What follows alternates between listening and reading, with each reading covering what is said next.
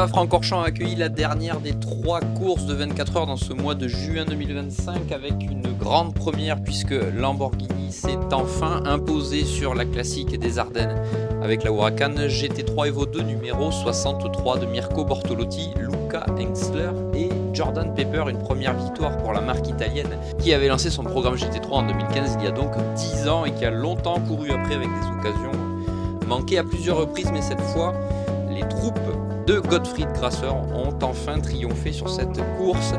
Les 24 heures de Spa 2025, c'est au menu de ce nouveau numéro de Track Limit by Minerva Oil, le podcast d'Endurance Info. C'est parti. Laurent, nous étions à Spa le week-end dernier et nous avons assisté enfin à une première pour Lamborghini, la victoire de la marque de Sant'Agata Bolognese sur les 24 heures de Spa. Enfin, parce que Lamborghini, Laurent, a longtemps couru après ce succès avec les différentes versions de la Huracan, hein, que ce soit dès 2015 avec le lancement de la toute première version et les 2 Evo qui en ont suivi.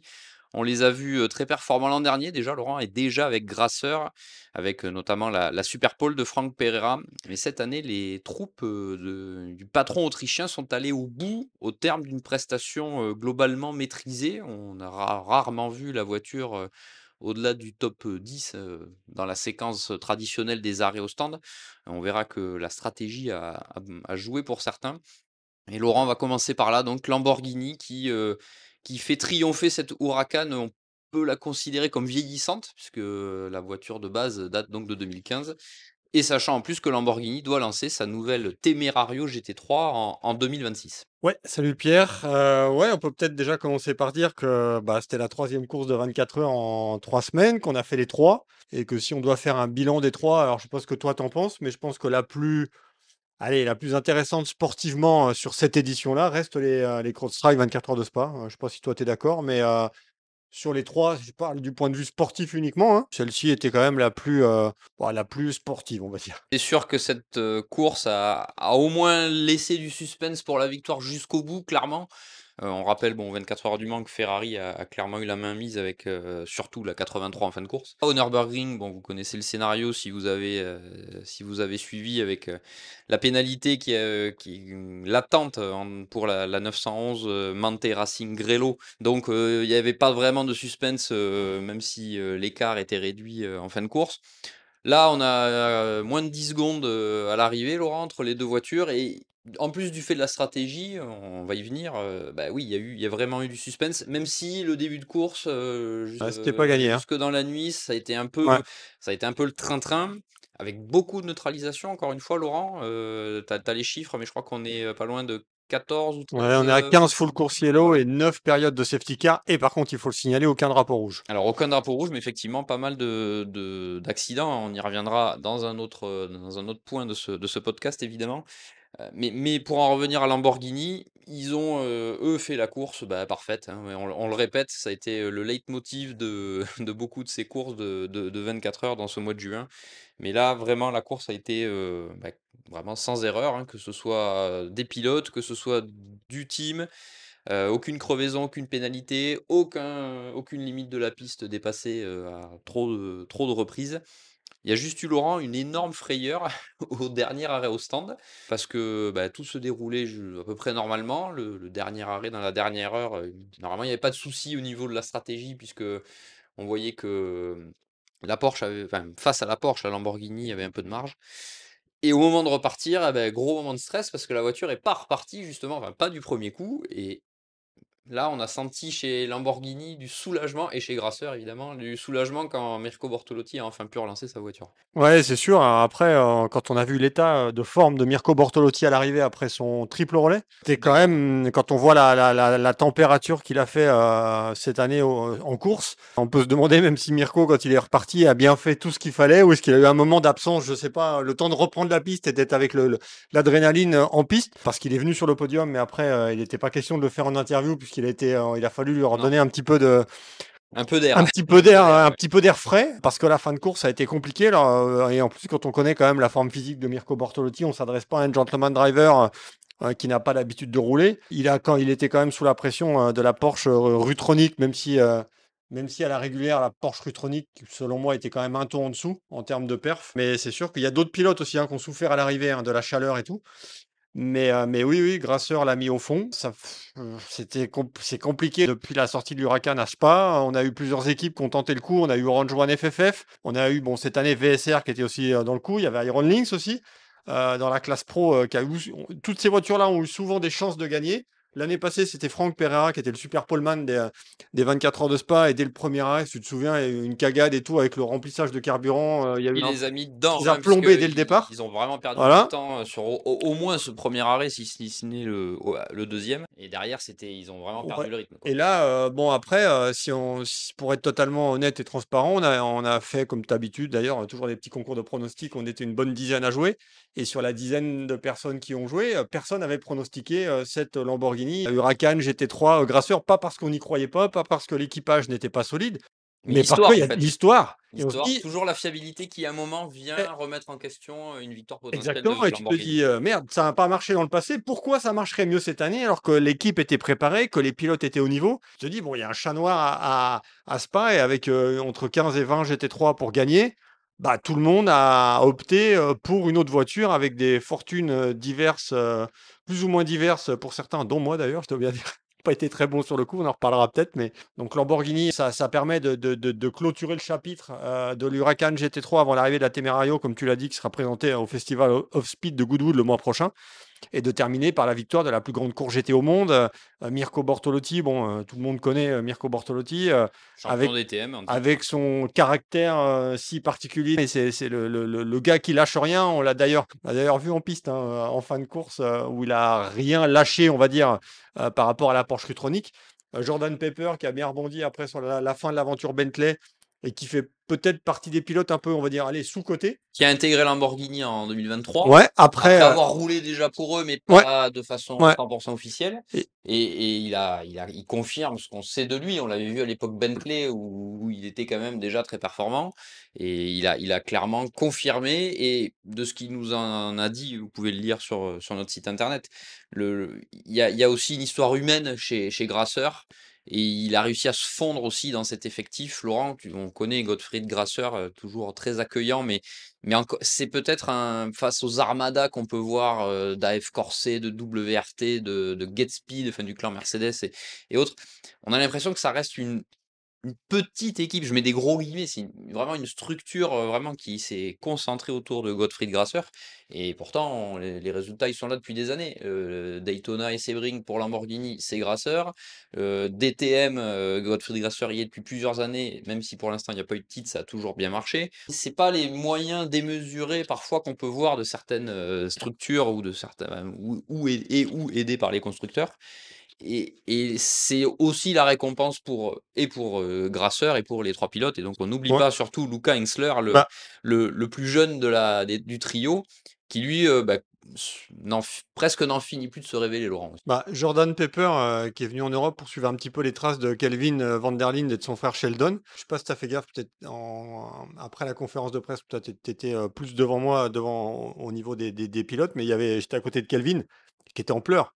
Pas en pleurs pour lui, mais en pleurs pour Jordan Ils se Pepper. connaissent tous les deux Bah, assez bien, je mais pense. exactement, donc tu sentais que le mec était super content pour Jordan Pepper, même si, la voiture de Kelvin évidemment, n'a pas gagné puisqu'elle a terminé 7e, mais était vraiment content pour Jordan Pepper et quant à Luca Hensler, quand on l'a vu sur le podium en 2023 avec l'Audi Sport, team, PHX, la voiture de Phoenix, qui a terminé sur le podium. Ce qui était une sacrée perf. Ce qui était une sacrée perf. Bon après, c'était la seule, Audi qui était pas couvée par Audi Sport, qui était couvée par l'équipe, donc peut-être que du coup c'était un avantage. Mais cette année-là, tout le monde disait: «Ouais, mais enfin c'est le fils de», parce que c'est le fils de Franz Hensler, qui amène l'équipe avec le partenaire, Liqui Moly, hein, pour le citer, qui est là depuis des années et c'est le fils de et là le fils de, bah, peut-être qu'il avait un nom, mais là maintenant il a un prénom et il a fait le job, il remporte la plus grande course GT au monde et peut-être que maintenant on va le voir différemment.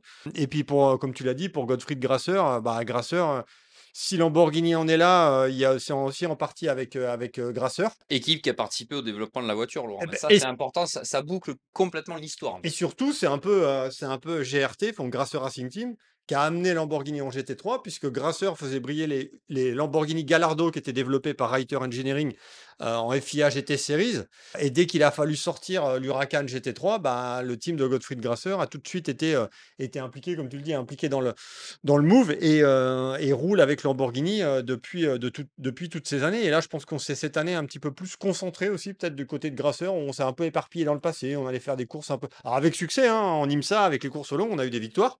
Avec le DTM, avec la DAC GT Masters, avec le GT World Challenge. On avait qu'une voiture en pro. Après, on a arrêté le pro. Après, on est revenu en pro. Et là, on a quand même une voiture en silver. Parce qu'il y avait aussi l'émergence d'autres structures en Lamborghini dans le Exactement, il y groupe, a eu. notamment FFF. Ouais. Et là, c'est vrai qu'à cette période chez Grasser, on a un petit peu mis le pro de côté, même complètement. On se souvient, il n'y avait quasiment que du Bah, silver, Laurent, en GT World Challenge Europe. je- Et finalement, bah, c'est Grasser qui est revenu en pro depuis l'an dernier, c'était la 163 l'an dernier, avec vraiment un programme construit à 100% pour aller vraiment la chercher, cette victoire à Spa. Et c'est bah, cette année que ça s'est concrétisé. Ça montre aussi toute l'importance de l'histoire dans un programme et dans un projet comme celui de la Huracan, où l'équipe qui aura participé au développement sans les moyens qu'on a pu voir affichés avec d'autres structures chez Lamborghini, et c'est elle qui concrétise. Et ça, je pense que c'est important à le souligner aussi pour la performance de l'équipe. Et comme tu l'as dit si bien, Grasser est tombé sur certains os hein, qui se sont appelés Orange One FFF avec beaucoup de moyens financiers. Iron Lynx avait encore plus de moyens financiers. Et Ça ne Grasser, fait pas tout. et non, et Grasser est resté avec ses programmes, avec ses partenaires, avec ses pilotes. Et finalement, bah, les autres, Orange One FFF, ça a mis la clé sous la porte. Iron Lynx, ça a changé de crèmerie. Et finalement, bah, la victoire à Spa, elle est due à Grasser. Enfin, je l'ai dit hier hein, en fin de course aux commentaires. Ouais, j'ai un petit pincement au cœur pour Franck Pereira et pour Marco Mappelli, C'était de l'aventure l'an qui étaient dernier de sur la l'aventure l'an Pro. dernier, qui sont, comme je l'ai dit hier, qui sont vraiment deux bons mecs, qui sont deux mecs qui pour moi sont sous-cotés, qui sont vraiment deux gars bien, deux gars rapides, et qui là, ce coup-ci, bah, c'est un peu le sport auto, font pas partie de l'aventure de la victoire. Voilà. Et qui, eux, ont rencontré problème Et par technique, contre, eux Laurent.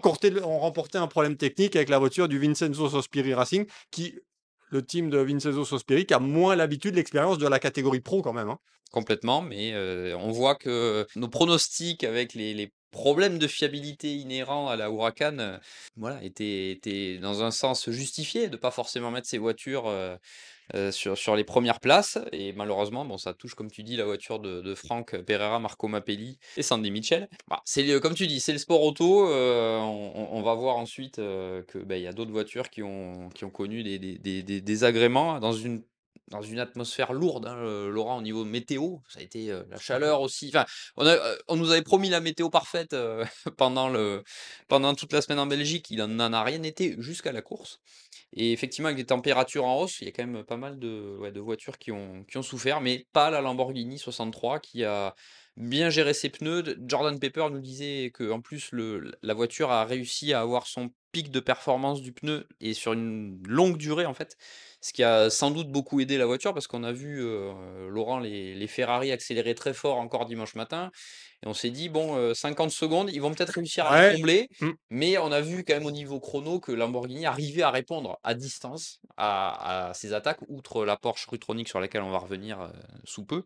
Ça montre que donc, effectivement, la voiture était peut-être pas la plus rapide, mais en tout cas, elle faisait partie du wagon des plus rapides.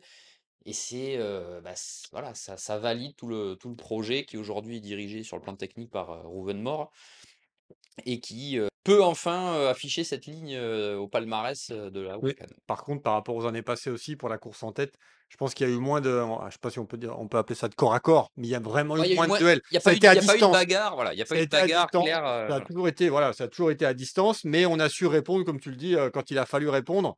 Et je pense qu'en fin de course, Mirko Bortolotti a fait du Mirko Bortolotti, c'est-à-dire qu'il a assuré, il était là quand il fallait, et je pense qu'il a, enfin là, pour l'instant, il s'est pas encore exprimé, le pauvre, parce qu'il se remet peut-être ouais, il se remet clairement de ses émotions, mais il est allé au bout du bout.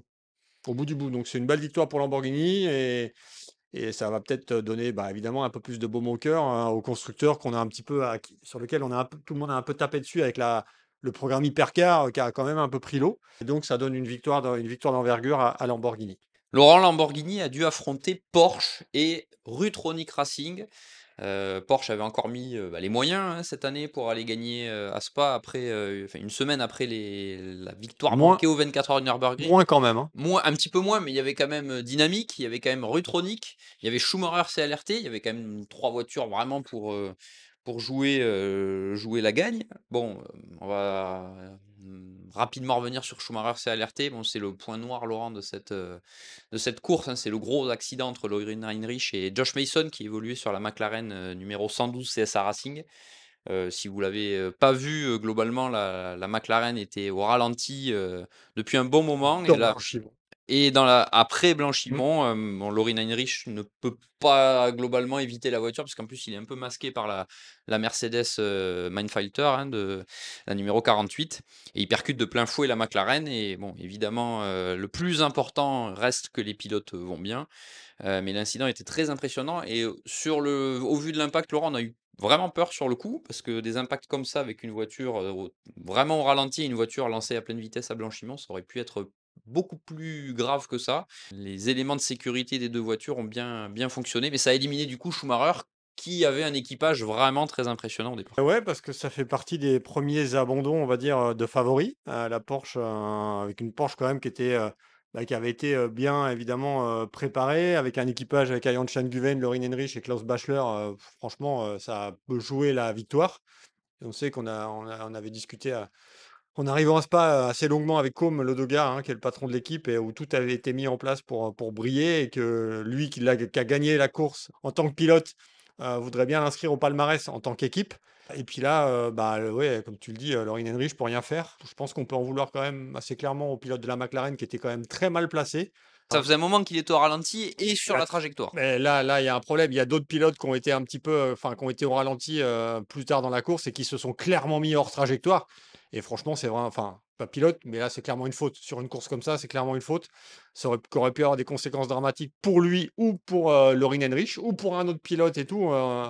On va pas, enfin, on reviendra plus tard, mais plus par écrit sur le départ de la course GT4, la course 2 du GT4 European Series, qui a quand même été un vrai carnage. Peut-être qu'il faudra se poser des questions à l'avenir, même si moi perso j'ai rien contre Josh Mason je suis vraiment désolé pour le team CSA Racing de Kevin Chanas qui fait les choses bien et qui là est un peu passager du truc. Il y a clairement quelque chose qui va pas et il y a des pilotes quand même qui viennent pour renforcer des équipages sur la plus grande course GT au monde et peut-être qu'il faudrait obliger à faire une course de GT World Challenge Europe Endurance avant, même si Josh Mason fait pas partie des gentleman drivers comme on peut l'entendre. Maintenant, à côté de ça, on y reviendra plus tard, mais on a des vrais gentleman drivers qui ont fait un boulot monstrueux en piste, sans aucun problème.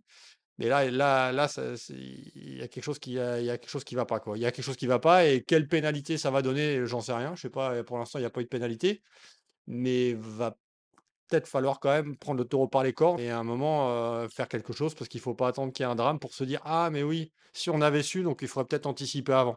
Et Et Porsche c'est un vrai coup de gueule, hein, quand même, hein. C'est un vrai Oui, coup de oui, mais gueule. qui est justifié au vu de la conséquence, hein, de l'épisode et donc Laurent, Porsche a pu compter sur Rutronic, hein, parce que Dynamic GT a été très vite éliminé, la voiture avec, pourtant un équipage qui était solide sur le papier, Bastian Booth, Mathieu Jaminet, Matt Campbell. Ça pouvait quand même faire quelque chose. Bon là, c'est la mécanique avec un roulement de roue qui a causé vraiment l'abandon de la voiture. Et donc Rutronic Racing, Laurent, on a déjà parlé de Rutronic dans d'autres, ou sur le site internet ou dans d'autres numéros de podcast. Ils ont eu un chat noir complet sur la voiture l'an dernier, entre Total. la voiture qui fonctionnait pas, quand ça fonctionnait, ils étaient Il faut victimes, pousser. Ouais. totalement involontaires d'accidents. En partant de la pole au En partant de Nürburgring. la pole au Nürburgring, voilà. Il y avait vraiment quelque chose, mais depuis le début de la saison, on a vu que ça a bien marché. Et là, pourtant, à Spa, ils sont arrivés avec une voiture et surtout des performances en travers. Ils n'ont pas compris ce qui se passait. On a parlé avec Alessio Picariello et avec Patrick Niederhauser après l'arrivée. Ils n'ont pas compris depuis quasiment le début de semaine et les premiers roulages, pourquoi la voiture n'était pas performante, manquait de vitesse de pointe. Ils ont fait beaucoup de changements, ils ont notamment changé la boîte de vitesse, ils ont vraiment travaillé autour de la voiture. Et finalement, ils ont su émerger aux avant-postes avec un décalage stratégique qui les a mis vraiment en très bonne position. Et ça a failli le faire, Laurent. Ah, il n'a pas manqué grand-chose à la Porsche Rutronic. Il a manqué vraiment de la vitesse, clairement, ça, il n'y avait pas le rythme pour aller gagner. Mais c'est vraiment la bonne surprise au vu du début de week-end et surtout de semaine. pour la Porsche de l'écurie de Klaus Graf. Exactement, et c'est une belle perf pour Alessio Picariello, qui a connu dans sa carrière un passage à vide, hein, qui a réussi à rebondir en allant rouler en Asie grâce au soutien de Porsche Motorsport Asia Pacific, qui aide les pilotes, et je pense que sous la houlette d'Alex Gibaud, et ça a été je pense, une bouffée d'air pour Alessio Picariello, qui a beaucoup roulé en Asie et qui revient en Europe, et qui là aussi, pour moi, est un pilote un peu sous-coté. Autant Sven Muller, Patrick Niederhauser, bon, c'est des gens qu'on a l'habitude de suivre, donc on connaît leur pointe de vitesse. Mais Alessio Picariello a fait une copie parfaite. Maintenant, c'est vrai que cette Porsche-là, comme tu le dis, elle a manqué un peu de puissance dès le début du meeting, et il aura manqué 8 secondes 7. Elle n'a jamais été capable, à la régulière, réellement, d'aller matcher la Elle Lamborghini. était devant, notamment avec les choix d'arrêt décalés, hein. Exactement. C'est très vite, on l'a vu se Il a décaler juste, et encore plus donc dimanche matin. il a fallu, par contre, du côté de la Porsche aussi, contrôler ceux qui étaient derrière, Oui, pour pas que exact. ceux qui soient derrière puissent rattraper cette Porsche Rutronic numéro 96. Et la crevaison de dimanche matin également, Laurent, où Sven Muller a Ouais, aussi.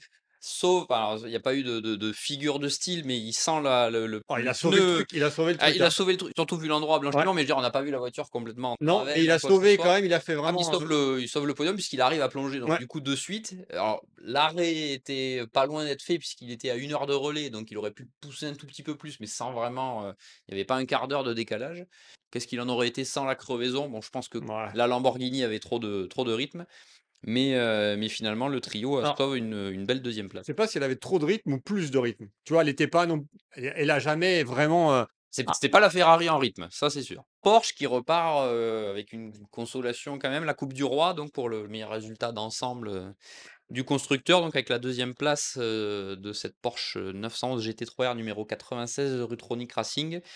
Et pour compléter cela, donc la victoire en Pro-Am Laurent de la Porsche AV Racing by Car Collection de l'équipe de Romain Wozniak. Ça, c'est pour un one-shot hein, avec l'association entre l'entité française et Car Collection. Donc, il a fallu aller la chercher aussi parce qu'il y a eu quelques pénalités, mais finalement, pour une première sur cette catégorie GT3. Bah, c'est un bon coup de boost pour éventuellement un peu plus, bah, ce qui peut réarriver par la suite. c'est génial. Tu as une équipe qui n'a jamais fait de GT3. Alors, ok, c'était plus Car Collection sur la partie technique, mais quand même, une équipe qui a jamais fait de GT3, le team de Romain Wozniak et de David Abramzik. 4 pilotes rookies, dont 3 au niveau de la catégorie GT3 quand même. C'est quand même, il y avait pas d'expérience, aussi bien Mathieu Detry que Fabien Duffieux que Noam Abramzik sur cette course et en GT3. Bah, c'était quand même un peu, on va dire, une nouveauté. En plus, Mathieu et Fabien ont roulé en GT4 European Series le même week-end, donc il a fallu splitter quand même, qui roule beaucoup. Et donc Noam, lui, n'avait jamais fait de course avant en GT3, il avait juste fait le prologue à la mi-mai. Et Bo Yuan, qui est le pilote chinois qui venait renforcer l'équipage. C'était le plus expérimenté en GT3. Exactement, et donc il n'y avait pas beaucoup de voitures en pro-am, mais franchement, c'était le but. On avait pu discuter avant le départ avec David Abramzik et Romain Wozniak, et le but, c'était clairement d'aller chercher cette victoire en pro-am. Mais c'est sûr que tu peux dire, ouais, ok, il y a quand même plusieurs voitures, il y a quand même des équipages qui étaient solides hein, en pro-am. Strike by Exactement. SPS, c'était quand même solide, effectivement, au Donc, départ. et aller gagner, franchement, je pense que c'est de bonne augure pour la suite, parce que je pense que ce sera annoncé incessamment sous peu, mais AV Racing ne va pas se contenter de faire les 24 heures de Spa en GT3, il y aura forcément une suite. Et c'est vraiment une belle entame, et ça fait partie des coups de cœur.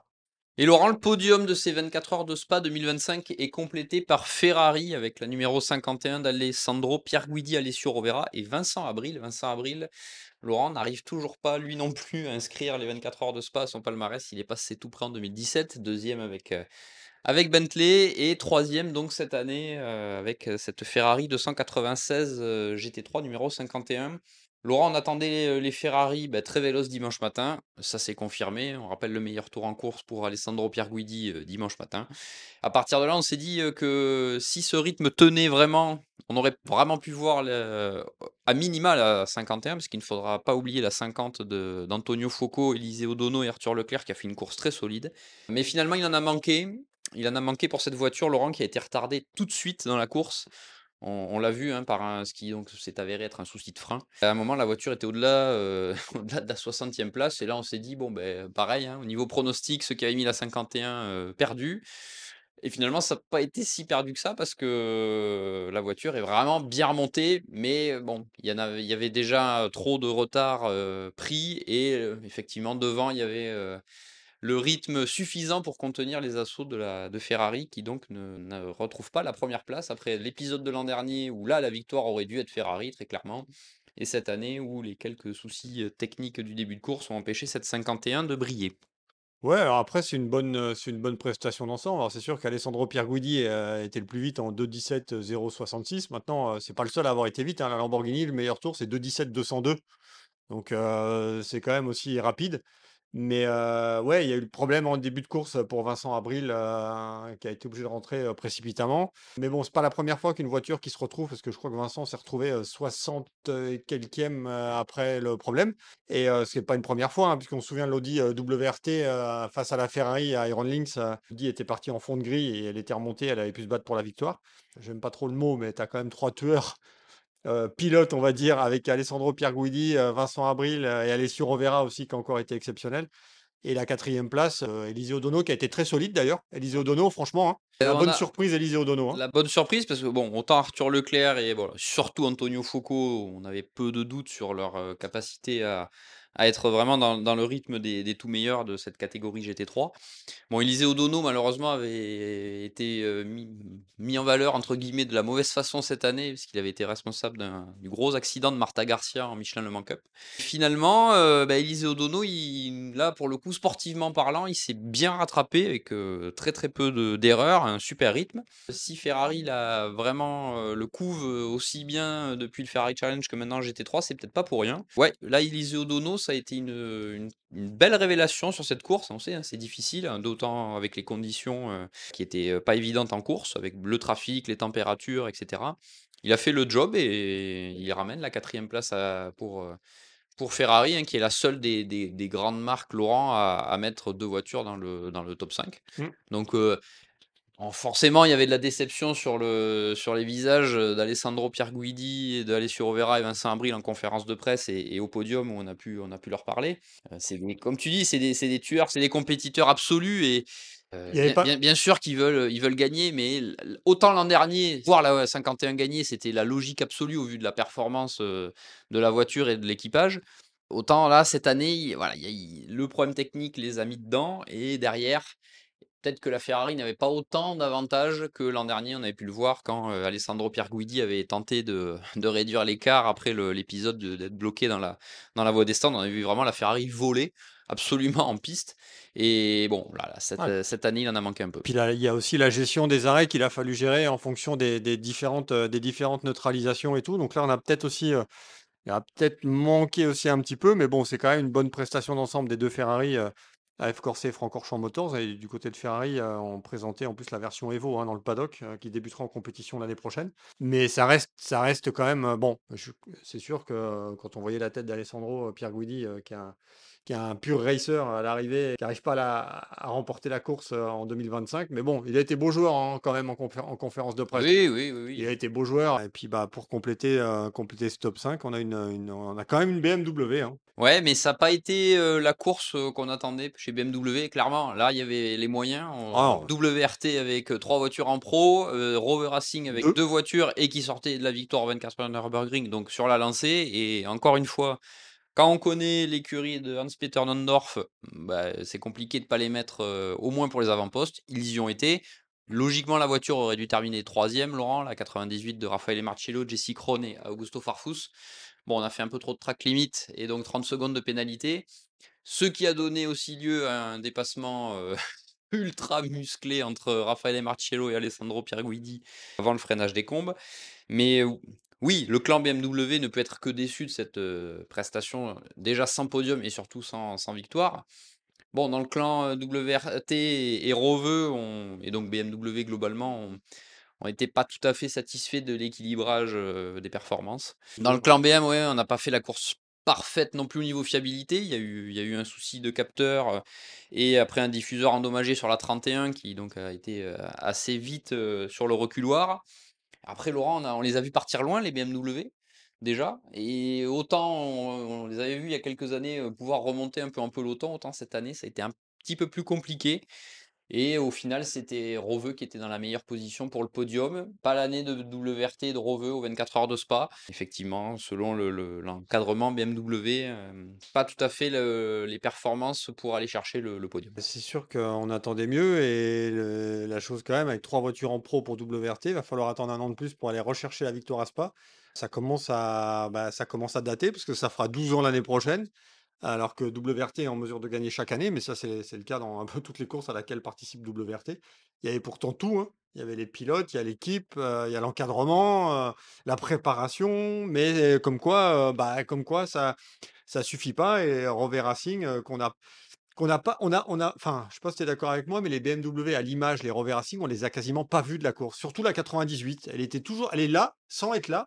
Et ils sont remontés en fait petit à petit, Mais c mais comme les BM en fait. Les BM sont remontés. Bah, tu sentais qu'effectivement, sans doute il manquait du rythme au BMW, dans un sens.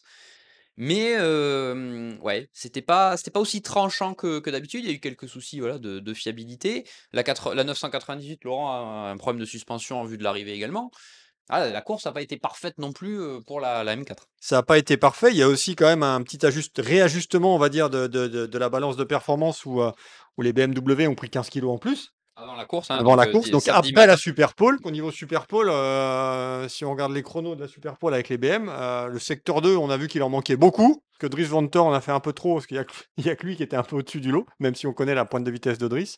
Mais on a pénalisé, enfin les officiels ont pénalisé les BMW, et bon, il y a les McLaren aussi qui avaient pris un petit peu, et les Ferrari. Du côté des BM, ouais, on les a pas beaucoup vus, pas beaucoup vus pour les positions de tête. Alors, il y a notre ami Raffaele Marciello en fin de course, comme tu l'as dit, avec Alessandro Pierguidi. Ça a été un coup à toi, un coup à moi. C'est je t'en mets un coup, mais attends, tu m'en as mis un, je vais t'en remettre un. Bon, les deux ont été avertis hein, pour conduite dangereuse, mais bon, s'il fallait en avertir un, fallait avertir l'autre. Bon, et maintenant, les deux sont pros et il y avait aussi peut-être un peu de bluff, mais c'est dommage pour la pénalité, sachant qu'on avait passé le message sur Rover Racing à Lelo en lui disant fais gaffe au niveau des track limits, même si on lui avait pas dit le nombre. Je pense qu'on a voulu le préserver un peu, on lui a dit à 4 et pas à 5. Ça en a fait un peu trop et ça a fait 30 secondes et du coup le podium s'est envolé. Laurent, on a fait le tour de ce top 5 de ces 24 heures de Spa 2025 dans ce nouveau numéro de Track Limit by Minerva Oil, le podcast d'Endurance Info. On va évoquer McLaren, Laurent. McLaren qui échoue aux portes du top 5 avec numéro 59, Garage 59. Voiture qui était partie de la pole avec Marvin Kirchhofer, super poleman de l'édition 2025, avec un chrono 4 dixièmes plus vite que tout le monde. Bon, après, on a vu effectivement samedi matin, ça a coûté quelques kilos à la McLaren. C'est le meilleur résultat de la marque aux 24 heures de Spa. On les a vus être aux avant-postes durant la première partie de la course avec cette voiture. Il y a eu voilà, une crevaison un petit peu retardée, la numéro 59, et après, bon, il y a pas, on les a pas revus aux avant-postes comme on les avait vus en début de course. Mais les voitures ont été très fiables sur le plan mécanique, ce qui avait été une grosse inquiétude après, notamment le Paul Ricard, où on les avait vus être éliminés une à une. Là, cette fois, sur la mécanique pure chez Garage 59, il n'y a pas eu de problème. Bon, c'est les crevaisons qui ont, par contre, impacté les voitures, et surtout, Laurent, la 58, qui, elle, était en position de gagner la classe Gold. Ouais, exactement. Donc jusqu'à présent, le meilleur résultat d'une McLaren, c'était une septième place avec Jota. Là, on a fait un peu mieux avec une sixième place. Maintenant, ouais, la 59 partait de la pole. Et c'est pas parce qu'elle partait de la pole, justement, qu'elle a aussi eu la faveur des bookmakers, de nos pronostiqueurs et pronostiqueuses. Encore la fiabilité. Et tout le monde s'est dit, ouais, non, non, McLaren, c'est bien, ok, ça part de la pole, mais à un moment, ça va casser. Comme tu l'as dit au Paul Ricard, c'était parti sur un méga rythme. Alors, le méga rythme s'est transformé en rien du tout, mais que pour Garage 59, quand même, il faut quand même le préciser, parce que CSA Racing avait brillé au Paul Ricard pour sa première course avec McLaren. Il y a eu quand même quelques petits soucis chez Garage 59 sur cette numéro 59 avec Joseph Lowe, Marvin Kirchhofer et Benjamin Goeth. Maintenant, bon, c'est une sixième place. On va dire que c'est encourageant, mais après la Super Pole, je pense que du côté de l'équipe qui est managée par Andrew Kirkcaldy, on attendait un poil mieux quand même. Et donc la victoire en Gold qui échappe dans les derniers instants à la voiture suite à la crevaison, et qui revient à l'Aston Martin Vantage du Verstappen Racing, Laurent. Bon, là, ça s'est décidé sur Bah, ça. Par contre, là, on a vu, pour le coup, il y avait vraiment de la bagarre dans la classe parce que les voitures étaient très très proches, et il a fallu gérer le trafic entre les deux. On les a vus se dépasser après les arrêts au stand. Enfin, là, il y a vraiment eu quelque chose dans la classe pour la victoire. Et donc, Aston Martin et Verstappen.com Racing avec Thierry Vermeulen, Harry King et Chris Lulam qui empoche la classe Gold, devant donc Garage 59 et la McLaren restante de CSA Racing, où on avait notamment le trio des pilotes français Simon Gachet, Jim Pla, Arthur Rougy, qui était épaulé par James Kell, ce qui met là du baume au cœur à l'équipe française. Laurent, cette classe Gold, il termine très haut dans le classement, dans le top 10, donc c'est la preuve, comme un peu ce qu'on disait avant le début de la course, qu'il y avait des voitures de classe qui pouvaient, elles, viser des beaux résultats au niveau du général, et donc c'est le cas avec Verstappen.com Racing. En plus, équipe qui débute, 26 Motorsport qui est derrière, dont c'est la première année avec la Aston Martin ici en GT World Challenge Europe. 3 pilotes, on savait pas trop quoi attendre, même si Thierry Vermeulen, on a plus l'habitude de le voir en DTM, en GT World Challenge, mais en sprint avec Émile Frey, avec une Ferrari. Chris Lulam qui nous vient du Sim Racing, qui est le protégé de Max Verstappen et du team Redline, qui a quand même l'expérience du karting et bon, de la Radical Cup en Angleterre, même si c'est un niveau moindre évidemment. Et Harry King, qui est un pilote, ancien pilote de Porsche Cup, pilote dont on dit le plus grand bien. On a décidé de rouler à 3, pas à 4. Bon, on s'est dit, ouais, ok, ça peut peut-être faire quelque chose, mais sans plus. Et finalement, cette voiture-là, elle est rarement sortie du top 10 au général, et avec une victoire en Gold Cup. Peut-être pour ça d'ailleurs que Max Verstappen a abandonné assez tôt. Il s'est dit, attends, je vais abandonner pour regarder la fin des 24 heures de Spa, parce que c'est lui-même qui l'a confié d'ailleurs en journaliste en Autriche. Il a préféré regarder la fin de l'équipe Verstappen.com plutôt que de regarder le Grand Prix de F1. Et un truc sur lequel on ne s'est pas vraiment renseigné, mais est-ce que c'était vraiment une Aston Martin qui était couvée par Verstappen.com, ou est-ce qu'on avait quand même le renfort de gens d'Aston Martin Racing derrière? Ça, ce sera quand même quelque chose qu'il va falloir gratter. Mais c'est une belle perf, cette victoire en gold, ça c'est sûr. Puis on a toujours vu, alors c'est sûr qu'avant le départ, on avait bien vu aussi que la McLaren numéro 59, elle avait un bon coup à jouer avec Louis Pret, Dean McDonald, Frédéric Schandorf et Adam Smiley. Et la troisième place, là c'est une belle troisième place pour CSA Racing. Après les déboires du début de course avec la première voiture qui a été littéralement explosée. On était confiants, on avait pu longuement échanger avec Kevin Chanas la veille de la course. On était confiant pour faire un bon résultat en Gold Cup. On n'en doutait pas de l'équipage, qui avait clairement le potentiel. Ça fait aucun doute. Mais il fallait-il encore rendre l'appareil sur la piste, que la fiabilité soit au rendez-vous. C'est une première pour le team avec McLaren sur une course de 24 heures. Mais franchement, mission réussie et une belle course.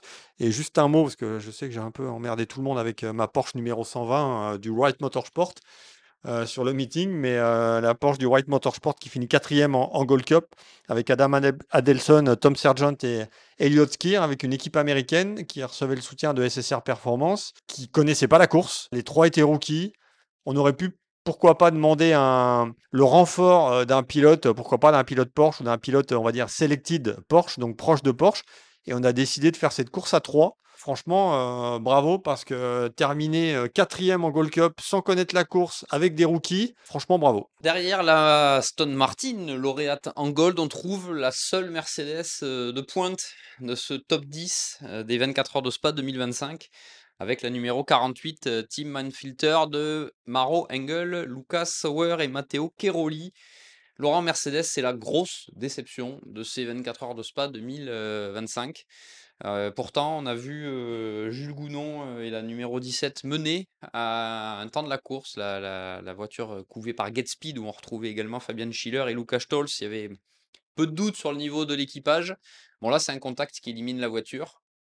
Malheureusement pour Jules et pour GetSpeed. Manfilter sauve un peu les meubles. Il y a eu une pénalité pour un accrochage qui a fait descendre la voiture. C'est vraiment la déception après déjà les 24 heures du Nürburgring compliquées sur le plan de la fiabilité. Les 24 heures du Mans, bon, c'était un peu différent déjà c'était une course dans la classe LMGT3 et les équipages étaient vraiment tout autres au niveau des catégories pro, clairement. Laurent, Mercedes, là, ça a été dur sur cet enchaînement du mois de juin.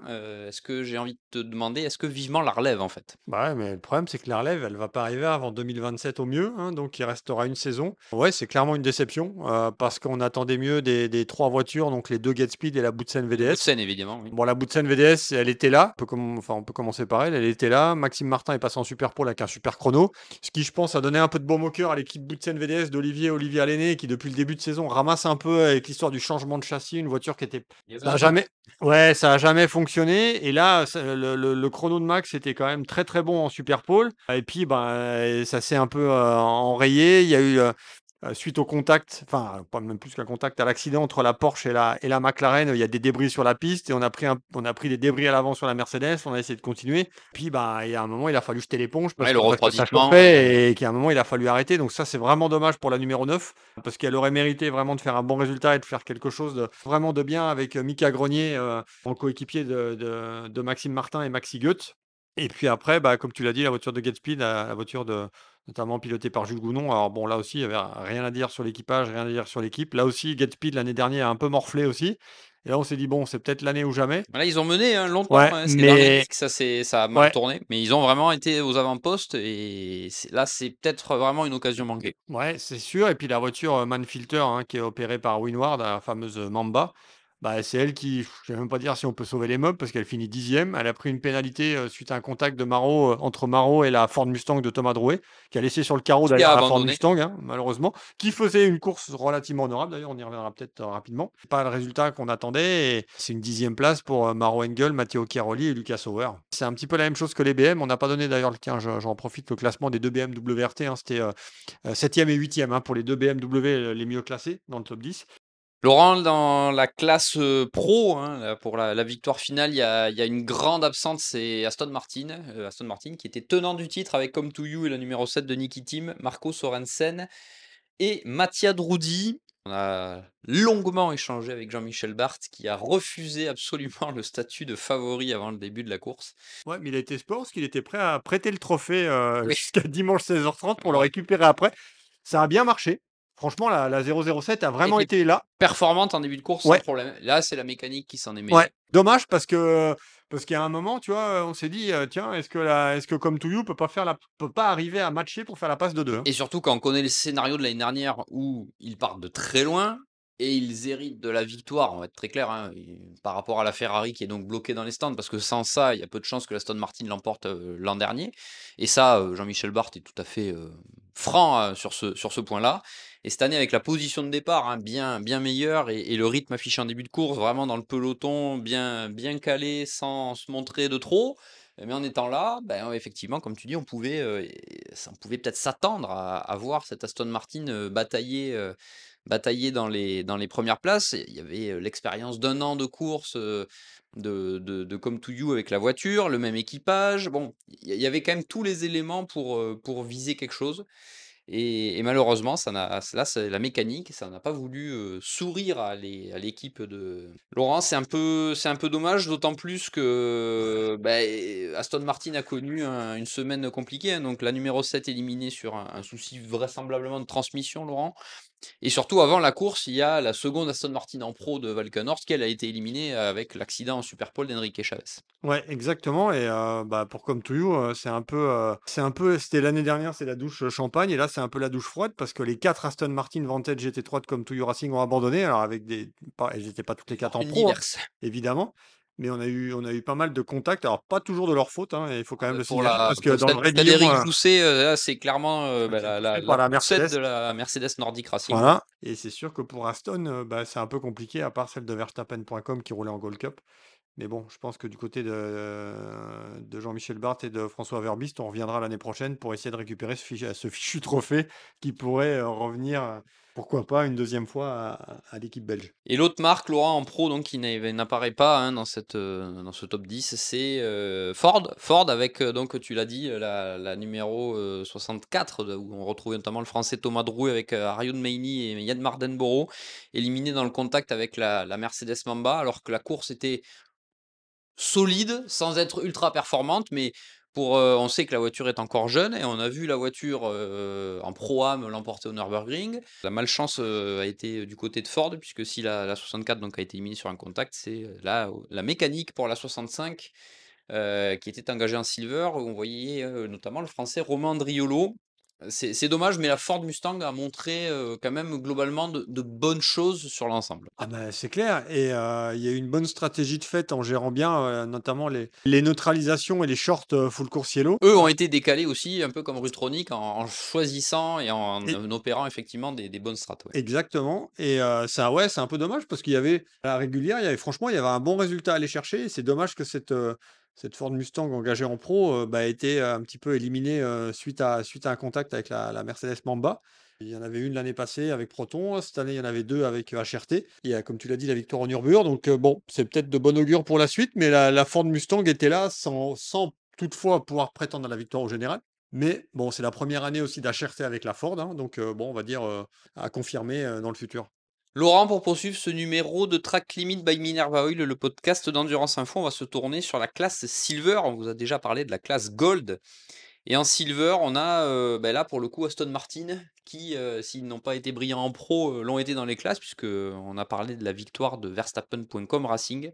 Et en Silver Cup, c'est Valkenhorst qui s'impose.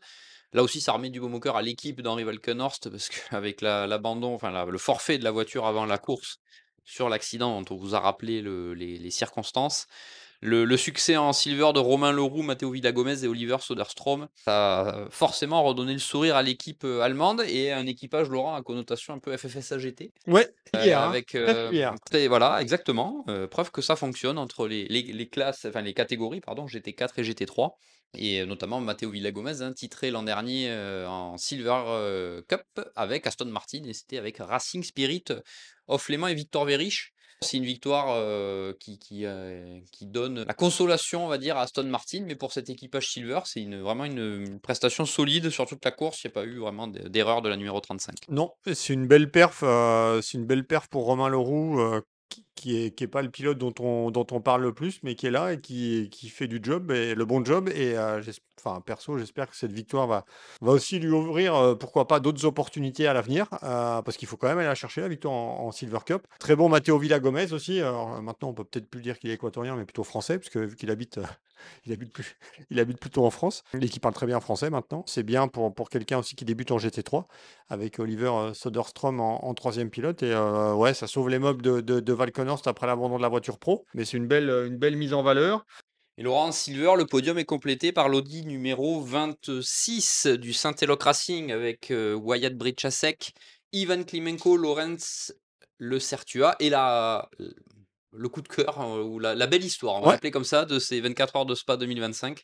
Lorenzo Doniacuo, Laurent, c'est un pilote belge qui n'avait jamais mis les fesses, pour être un peu trivial, mais dans une GT3, première course en GT3 24 heures de Spa, et deuxième place en silver. C'est quelque chose. Ça sera quand même à retenir de cette je vais édition. être honnête, c'est pas forcément quelqu'un qu'on connaissait parce Ah que bah, très clairement, c'est non, il faut être quelqu'un très honnête, hein. qui roule en Fun Cup. Voilà. Donc, Il y a beaucoup d'expérience en Fun Cup, hein. énormément même, et que nous on suit pas la Fun Cup, ils ont trop de pilotes déjà pour qu'on les retienne tous. Mais c'est sûr que quand on l'a vu arriver, au prologue et tout et on a su qu'il allait rouler chez Saint-Élo, on s'est dit: «Ah ouais, C'est un pari, quoi. d'une C'est un façon pari. triviale comme tu l'as dit, c'est un peu couillu, de venir rouler, en GT3 comme ça sur la plus grande course GT au monde, sans expérience, sans rien». Tu roules en plus avec un Et, Wyatt Bruchasek. et en silver. Wyatt Bruchasek, qui arrive un petit peu, alors on le connaît un peu parce qu'il roule en proto et tout, mais qui arrive aussi, là-dessus comme un cheveu sur la soupe. Tu dis: «Bon alors déjà on en a plus un, mais on en a 2». Tu mets Ivan Klimenko, bon, qui est un petit peu maintenant, familier de l'équipe Saint-Eloque Racing et puis Lorenz Le Certois qui arrive de l'Aston Martin et sur une Audi. On a vu que depuis le début de saison, je pense que l'Audi lui convient bien mieux que l'Aston Martin en termes de pilotage. Lui et Ivan Klimenko font des belles perfs depuis le début de l'année. Sprint et on s'est dit: «Bon là, Saint-Éloque, ça va être compliqué» et franchement, quand tu vois les relais de Lorenzo Doniaco, c'est lui qui a fait l'arrivée, donc c'est signe que la confiance était là et franchement, alors lui, qui a pas de budget, j'espère que ces 24 heures de Spa vont lui ouvrir d'autres portes. Ouais. Parce qu'arriver comme ça, le gars n'a fait aucune faute. Aucune course, hein. Aucune faute, enfin aucune course avant Aucune course en GT3, GT3, oui. aucune faute. Donc là, franchement, ben, bravo. Comme quoi, on peut arriver aussi en tant que pilote non expérimenté sur la plus grande course GT au monde. Et peut-être que lui, bah, ça fait partie des talents qui n'ont pas pu éclore parce qu'il n'avait pas de budget. Et on soulignera, Laurent, le super chrono de Wyatt Brychasek en qualif, hein, qui a été parmi les plus rapides de Ouais, sa session. et au prologue qui avait dominé une séance. Voilà, donc même si au prologue, voilà, les chronos n'avaient que que peu de relief, on va dire, au vu de ce que faisaient plus ou moins les équipes. Mais non, non, c'est une super prestation de la numéro 26 en silver. Et on y reviendra, elle est complétée par la numéro 25 en bronze qui, elle aussi, monte sur le podium. Et Laurent en Silver Cup. Ouais, c'est la BMW Century hein, Century. qui finalement termine troisième. Troisième en Silver Cup. Bon, team britannique qui bossait dans le passé avec Paradine, enfin avec Darren Long, et qui prend cette troisième place. Après les déboires de la Ford numéro 65. Après, exactement, ouais. Après les déboires de la Ford numéro 65. Laurent va conclure ce tour d'horizon des classes dans ces 24 heures de Spa 2025 par la classe bronze, la Bronze Cup, où Kessel Racing a réalisé une superbe course. Dennis Marshall, Dustin Blattner, Zach Robichon et Konrad Lorsen qui ont imposé la Ferrari 296 GT3 numéro 74 devant Winward Racing et la 81, la Mercedes numéro 81 de Dan Haro, Rinat Salikov, Gabriel Epiana et Marvin Dinst. Et donc, l'Audi numéro 25 de Benjamin Ricci, Paul Évrard, Recce Gold et Gilles Magnus, le Saint-Eloque Racing, donc qui réalise un double podium sur cette épreuve des 24 heures de Spa 2025. Bon, Laurent, pas de surprise de voir Kessel dans les classes. Bah, C'est l'habitude, la force de l'habitude presque pour l'équipe de Ronnie Kessel. Mais il a fallu se battre parce qu'il y avait quand même du niveau dans cette Bronze Cup. Et c'était pas gagné d'avance. là, je pense que enfin, une bonne partie du succès, c'est quand même pas mal Dennis Marshall et Dustin Blattner, et où les deux roulaient ensemble l'année passée chez Rutronic sur une Porsche. Et franchement, Dustin Blattner en pilote bronze, ça va quand même vite. Et puis, Konrad Lorsen, on sait aussi ce qu'il vaut, même si lui, il est bien plus jeune. Et Zach Robichon, et ça fait une victoire pour Kessel. Mais comme tu l'as dit, ouais, Kessel, c'est l'habitude de gagner des classes aux 24 heures de Spa et ailleurs. Winward Racing signe un podium qui récompense le travail de l'équipe parce que la voiture a été quand même endommagée durant les qualifs. Sérieusement. Finalement, donc une deuxième place devant donc l'équipage Saint-Eloque Racing. Laurent en parlait, Saint-Eloque. L'Audi n'est plus en pro, Saint-Eloque n'est plus en pro, mais Saint-Eloque ça fonctionne toujours dans les classes. Et là, la troisième place de la voiture en bronze, ça le confirme avec des pilotes qu'on connaît, hein, Gilles Magnus notamment, Paul Évrard. C'est des pilotes qu'on connaît qui avaient déjà été à leur avantage sur cette épreuve par le passé. Et ça conclut, même si on pense que Sébastien Chetaille en voulait sans doute un peu plus, mais ça conclut de belle manière cette semaine belge pour l'équipe française. Avec comme tu l'as dit, Richie Gold et Benjamin Ricci hein, en troisième et quatrième pilote. Et puis ouais, podium encore pour Saint-Eloque. Donc Saint-Eloque qui repart avec deux podiums. Saint-Eloque, c'est la seule équipe de ces CrowdStrike, pour parler du partenaire, 24 heures de Spa, à avoir deux podiums, avec un podium, une deuxième place en Silver Cup et une troisième place en Bronze Cup. Laurent va parler pour mettre un point final à ce triptyque des 3 courses de 24 heures avec les 24 heures de Spa 2025, de quelques bons et mauvais points de cette édition 2025. On va commencer par le bon point, c'est l'affluence. Un nouveau record, 128 000 personnes. On était à 99 500 en 2024 pour l'édition du centenaire. Le travail de SRO, visiblement a payé, hein, que ce soit avec le monde record à la parade et une affluence donc record tout au long de cette semaine sur ce circuit. C'est voilà, le résultat de tout ce travail du promoteur. Exactement, beaucoup de monde à la parade dans le centre-ville, beaucoup de monde sur la route, puis oui, du monde sur le circuit, de plus en plus d'animations, avec toujours un accès paddock pour le public, avec quand même pas mal de possibilités. Et il y a un truc qui est fait et qui n'est pas beaucoup fait ailleurs, voire quasiment pas, c'est la piste qui est ouverte. Alors je sais que Le Mans le fait en journée, notamment le vendredi, où c'est assez facile d'accéder. Mais par contre, là, le soir et tout, on a même eu une demande en mariage, quand même le dire. On a eu une demande en mariage. Voilà, qui a été accepté, hein, si vous posiez la question quand même. Où les gens, on voyait pas mal de gens un peu à l'image de Daytona, les gens qui allaient signer le vibreur dans le raidillon. Où enfin, je sais pas combien de selfies et combien de photos ont pu se faire là-bas, où les gens ont pu voir les équipes aussi qui changeaient les pneumatiques, qui faisaient des répétitions.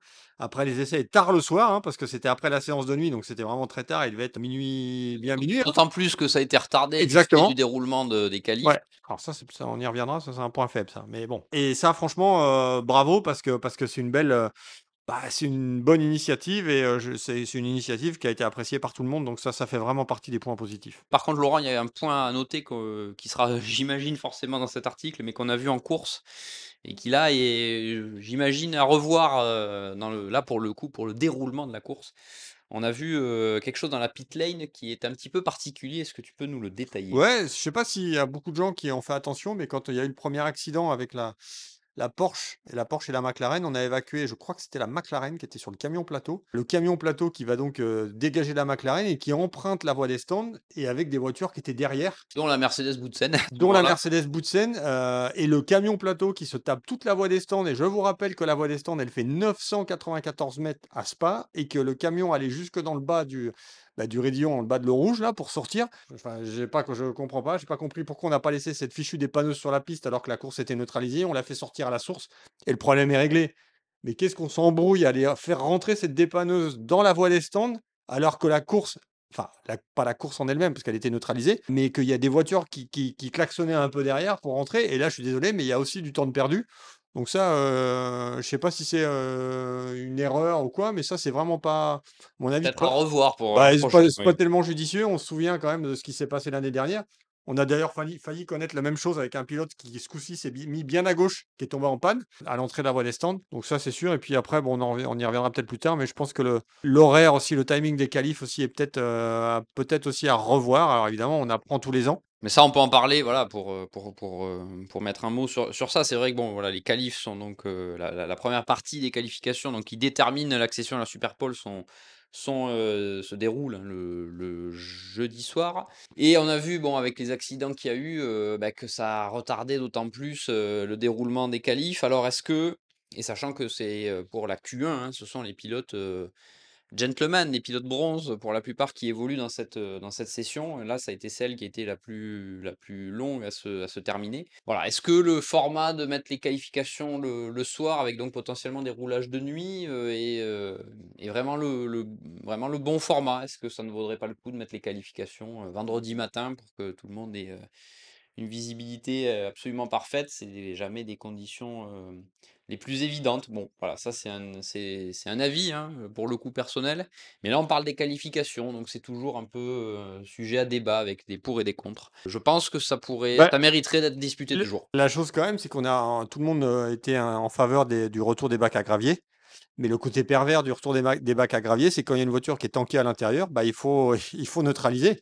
Il y a pas le choix. Après on neutralise, bah, on met les voitures, enfin ça on en reparlera peut-être aussi, plus précisément par écrit parce qu'on n'a pas sorti de drapeau rouge. Peut-être que pour l'accident avec la McLaren et la Porsche, bon. Après, on n'est pas officiel, hein, donc c'est plus un avis personnel qu'autre chose. C'est sûr que là, bah, quand tu as une voiture qui est tankée dans le bac, bah, il faut neutraliser, il y a pas d'autre solution. Donc, pour des qualifs qui devaient se durer, 15 minutes par qualif, bah, ça a duré 2 heures et quelques. Parce que dès qu'il y a un pilote, mais ça, bon, le promoteur sur ce coup-là, il est pour rien. C'est le circuit qui est comme ça. Tout le monde voulait des bacs à gravier, bah, on les a les bacs à gravier. Mais par contre, bah, et on a vu aussi beaucoup de gravier aussi sur la piste, durant la course. Il y avait des ornières aussi sur le bord des bacs aussi où, il fallait mieux que les pilotes évitent de rentrer dans les ornières parce que ça pouvait poser problème. Qui sans doute cause la crevaison de la McLaren 58. Voilà, donc il y a pas de solution miracle, hein. Il y a pas de solution miracle voilà, donc c'était juste, peut-être le timing, mais maintenant, je sais que le timing est serré, qu'il y a beaucoup de séries support, qu'il y a beaucoup de courses, qu'il y a beaucoup d'essais et que c'est pas facile et là, je te dis, c'est plus un avis, enfin, j'ai pas la solution, à part changer carrément le timing, mais bon, voilà, c'est comme ça marchait bien dans le passé. Bah, là, il y a des pilotes qui sont sortis, bah et donc il a fallu y remédier, donc c'est comme ça, mais c'est pas ce qui a empêché d'avoir une très belle édition, des Cross-Trail 24 heures de Spa 2025. Une édition donc Laurent des 24 heures de Spa 2025 qui s'est achevée dimanche dernier sur le circuit belge et donc la fin de ce mois de juin quasiment exclusivement consacrée à ces 3 courses de 24 heures entre les 24 heures du Mans, les 24 heures de Nürburgring et donc les 24 heures de Spa. Laurent, il va être le temps de faire le point de tout ça, de cette séquence qui a été animée pour les équipes, animée pour les pilotes, les mécaniciens, les ingénieurs, la logistique et tous les corps de métier qui sont impliqués dans ces courses pour les équipes. Même les journalistes. Et les journalistes, bon, c'est pas le même rythme. Il y a certes, il a fallu enchaîner aussi, mais on on n'est pas les, absolument on est, pas comparer à ce que on n'est vivent pas les les plus, équipes, ouais, on n'est pas les plus mal lotis. clairement. Ça a quand même été une sacrée expérience, Laurent, de faire ces 3 courses de 24 heures. Parce que, une course de 24 heures, c'est déjà quelque chose de particulier. Et là, en faire 3 d'affilée, ça a été une expérience spéciale. Et donc, on espère que vous avez pu vivre ces 3 courses au mieux sur Endurance Info. L'endurance, Laurent, elle reprend très vite, puisque ce week-end, l'European Le Mans Series reprend ses droits à Imola pour la manche italienne du calendrier européen de la CO. Et très vite, le championnat du monde d'endurance, Laurent, reprendra à Sao Paulo mi-juillet du côté du GT World Challenge. La prochaine manche sera à Misano, en Italie, avec le retour du sprint. Et en fin de semaine, on aura quand même Le Mans classique. Le Mans classique pour la partie historique du calendrier. Laurent, merci pour cette analyse, ce débriefing des 24 heures de Spa 2025 dans ce nouveau numéro de Track Limit by Minerva Oil, le podcast d'Endurance Info. On se donne rendez-vous très rapidement. À bientôt.